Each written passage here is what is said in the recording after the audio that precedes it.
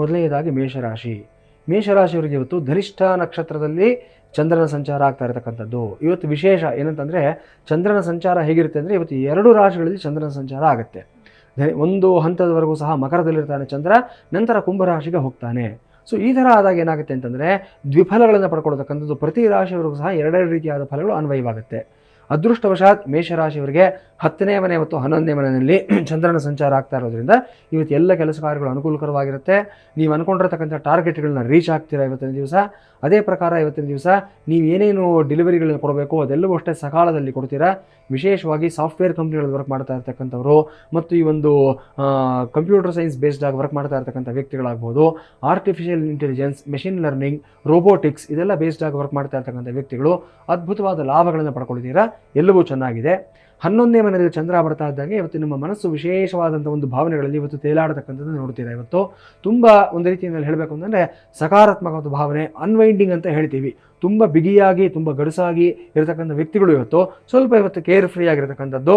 ಇವತ್ತು ನಿಮ್ಮ ಆತ್ಮೀಯರ ಜೊತೆಯಲ್ಲಿ ಒಳ್ಳೆ ಒಡನಾಟವನ್ನು ಬೆಳೆಸ್ಕೊಳ್ತಕ್ಕಂಥದ್ದು ಎಲ್ಲವೂ ಗೋಚರವಾಗ್ತಾ ಇದೆ, ಚೆನ್ನಾಗಿದೆ. ವೃಷಭ ರಾಶಿ ವಿಚಾರ ತೆಗೆದುಕೊಂಡಿದ್ದಾದಲ್ಲಿ ಇವತ್ತು ನಿಮಗೆ ವೃಷಭ ರಾಶಿಯವರಿಗೆ 9 ಮತ್ತು 10ನೇ ಮನೆಯಲ್ಲಿ ಚಂದ್ರನ ಸಂಚಾರ ಆಗ್ತಾ ಇರತಕ್ಕಂಥದ್ದು. ಎಲ್ಲ ಕೆಲಸಗಳು ಸರಾಗವಾಗಿ ನಡ್ಕೊಂಡು ಹೋಗುತ್ತೆ. ಇವತ್ತೊಂದು ದೈವಿಕವಾದ ಅನುಭವವನ್ನು ಪಡ್ಕೊಳ್ತೀರಾ. ನೀವು ಏನೋ ಕೆಲಸಗಳು ಮಾಡೋಕ್ಕೆ ಹೋದರೂ ಅಷ್ಟೇ ಅಲ್ಲಿ ಅಲೌಕಿಕವಾದಂಥ ಅನುಭವಗಳು, ವಿಶೇಷವಾದಂಥ ಒಂದು ಅನುಭೂತಿಗಳು ಸಿಗತಕ್ಕಂಥದ್ದು ಎಲ್ಲವೂ ಚೆನ್ನಾಗಿದೆ ನಿಮಗೆ. ಚತುರ್ಥದಲ್ಲಿರತಕ್ಕಂಥ ಕುಜ ಮತ್ತು ಕೇತು ಬಗ್ಗೆ ಮಾತ್ರ ಸ್ವಲ್ಪ ಜಾಗ್ರತೆಯಿಂದ ಇರಬೇಕಾಗತ್ತೆ. ಮಾನಸಿಕ ಸೌಖ್ಯಕ್ಕೆ ಅದರಲ್ಲೂ ಸಹ 32ರಿಂದ ಇವತ್ತು 44ನೇ ವಯಸ್ಸಿನ ಒಳಗಿರತಕ್ಕಂಥವ್ರಿಗೆ ಸ್ವಲ್ಪ ಮನಸ್ಸಿಗೆ ನೆಮ್ಮದಿ ಇರೋದಿಲ್ಲ. ಹಲವಾರು ವಿಚಾರಗಳಿಂದ ಇವತ್ತು ಖಿನ್ನತೆ ಬರತಕ್ಕಂಥ ಸಾಧ್ಯತೆ, ಅಥವಾ ಎಷ್ಟೇ ಪ್ರಯತ್ನ ಹಾಕಿದ್ರೂ ಸಹ ರಿಸಲ್ಟ್ಸ್ ಬರ್ತಾ ಇಲ್ವಲ್ಲ ಅನ್ನತಕ್ಕಂಥ ಒಂದು ಹತಾಶ ಮನೋಭಾವಕ್ಕೆ ನೀವು ಹೋಗ್ತಕ್ಕಂಥದ್ದು ಗೋಚರವಾಗ್ತಾ ಇದೆ. ಈ ವಿಚಾರದಲ್ಲಿ ನೀವು ಮಾಡಬೇಕಾಗಿರ್ತಕ್ಕಂಥದ್ದು ಒಂದೇ ಆಗಿರುತ್ತೆ. ಯಾವುದು ಅಂದರೆ ಶ್ರೀಕೃಷ್ಣನ ಸ್ಮರಣೆಯನ್ನು ಮಾಡ್ತಕ್ಕಂಥದ್ದು. ಇವತ್ತಿನ ದಿವಸ ಭಗವದ್ಗೀತೆಯನ್ನು ಓದ್ತಕ್ಕಂಥದ್ದಾಗಲಿ ಅಥವಾ ಉದ್ಧವ ಗೀತೆ ಅಂತ ಮತ್ತೊಂದಿದೆ. ಭಗವದ್ಗೀತೆಯಷ್ಟೇ ವಿಶೇಷವಾಗಿರತಕ್ಕಂಥದ್ದು ಬಹಳ ಜನಗಳಿಗೆ ಗೊತ್ತಿರೋದಿಲ್ಲ. ಈ ಉದ್ಧವ ಗೀತೆಯ ಒಂದು ಸಾರಾಂಶವನ್ನು ತಿಳ್ಕೊಳ್ಳೋದ್ರಿಂದ ಎಲ್ಲವೂ ನಿಮಗೆ ಹತೋಟಿಗೆ ಬರುತ್ತೆ, ಶುಭವಾಗುತ್ತೆ. ಮಿಥುನ ರಾಶಿಯವರಿಗೆ ಇವತ್ತು 8ಮದಲ್ಲಿ ಮತ್ತು 9ಮದಲ್ಲಿ ಚಂದ್ರನ ಒಂದು ಸಂಚಾರ ಆಗ್ತಕ್ಕಂಥದ್ದು. ಬೆಳಗಿನ ಹೊತ್ತಿನಲ್ಲಿ ಇವತ್ತು ಎಲ್ಲವೂ ಸ್ವಲ್ಪ ನಿಮಗೆ ಪ್ರತಿಕೂಲವಾಗಿ ತೊಂದರೆಗಳಾಗ್ತಕ್ಕಂಥ ಸಾಧ್ಯತೆಗಳು, ಎಲ್ಲರೂ ನಮಗೆ ವಿರುದ್ಧವಾಗಿದ್ದಾರೆ ಅನ್ನತಕ್ಕಂಥ ಒಂದು ಭಾವನೆಗಳು ಎಲ್ಲವೂ ಗೋಚರವಾಗ್ತಾ ಇದೆ. ಆದರೆ ಮಧ್ಯಾಹ್ನದ ವ್ಯಾಪ್ತಿಯ ನಂತರ 3 ಗಂಟೆ 4 ಗಂಟೆಯ ನಂತರ ಎಲ್ಲವೂ ಸುಸೂತ್ರವಾಗಿ ಏನೇನೆಲ್ಲ ನಿಮಗೆ ಹಳಿ ತಪ್ಪಿ ಹೋಗಿರತಕ್ಕಂಥ ವಿಚಾರಗಳಿರುತ್ತೆ ಅದೆಲ್ಲವೂ ಮತ್ತೆ ಬ್ಯಾಕ್ ಟು ದ ಟ್ರ್ಯಾಕ್ ಅನ್ನೋ ಪ್ರಕಾರವಾಗಿ ಎಲ್ಲವೂ ಅನುಕೂಲಕರವಾಗಿ ಆಗ್ತಕ್ಕಂಥ ಸಾಧ್ಯತೆಗಳಿದೆ. ಸೊ ಬೆಳಗಿನ ಹೊತ್ತು ಇವತ್ತು ಸ್ವಲ್ಪ ಸಮಾಧಾನದಿಂದ ಇರತಕ್ಕಂಥದ್ದು, ಯಾವುದಕ್ಕೂ ಇಮಿಡಿಯೇಟ್ ಆಗಿ ರಿಯಾಕ್ಷನ್ಸ್ ಕೊಡದೇ ಇರತಕ್ಕಂಥದ್ದು ನೀವು ಅನುಸರಿಸಬೇಕಾಗಿರ್ತಕ್ಕಂಥ ಸೂಕ್ಷ್ಮ ಆಗಿರುತ್ತೆ. ಕರ್ಕಾಟಕ ರಾಶಿಯವರಿಗೆ 7ಮದಲ್ಲಿ ಮತ್ತು 8ಮದಲ್ಲಿರತಕ್ಕಂಥ ಒಂದು ಚಂದ್ರನ ಸಂಚಾರ ಆಗಿರುತ್ತೆ. ಮಿಥುನ ರಾಶಿಯವರು ಯಾವ ಫಲಿತಾಂಶಗಳಿತ್ತೋ ಅದಕ್ಕೆ ತದ್ವಿರುದ್ಧವಾದಂಥ ಫಲಿತಾಂಶಗಳು ನಿಮಗಿರುತ್ತೆ. ಬೆಳಿಗ್ಗೆ ಎಲ್ಲ ಚೆನ್ನಾಗಿರುತ್ತೆ, ಅನುಕೂಲಕರವಾಗಿ ನಡ್ಕೊಂಡು ಹೋಗ್ತಾ ಇರುತ್ತೆ.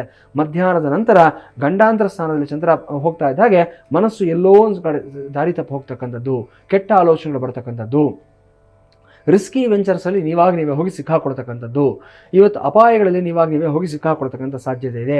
ಜಾಗ್ರತೆಯಿಂದ ಇರಬೇಕಾಗುತ್ತೆ. ಕಾಲಭೈರವನ ಸನ್ನಿಧಾನಕ್ಕೆ ಹೋಗ್ಬಿಟ್ಟು ಬನ್ನಿ.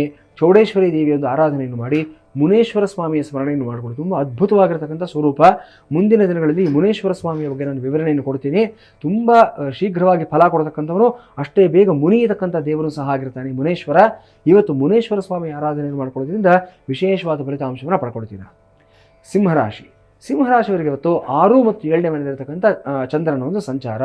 ಬೆಳಗಿನ ಹೊತ್ತು ಎಲ್ಲವೂ ನಿಮಗೆ ಮಿಶ್ರಗತಿಯಲ್ಲಿ ಫಲಿತಾಂಶಗಳು ಬರತಕ್ಕಂಥ ಸಾಧ್ಯತೆಗಳು, ಯಾವುದೇ ಕೆಲಸಗಳು ಸಹ ನಿಮಗೆ ದೊಡ್ಡ ಮಟ್ಟದ ಸಕ್ಸಸ್ ಕೊಡದೇ ಇರತಕ್ಕಂಥದ್ದು.